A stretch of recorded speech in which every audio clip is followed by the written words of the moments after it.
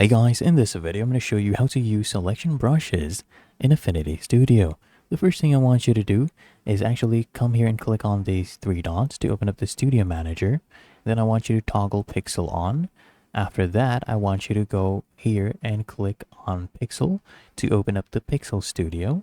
And then from the left-hand panel, you can go ahead and select this icon. This one lets you use the selection brushes. We have the object selection tool, and for this you need the segmentation model to be installed. And the other ones we have is the selection brush tool, where you just go ahead and click and drag on an object to select that, as you can see right here. And then you can go ahead and apply mask to it. The other one they have is this tool right here.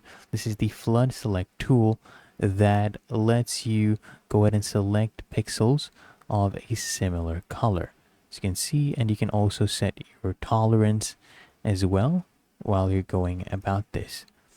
Okay, and that is how to use selection brushes in Affinity Studio.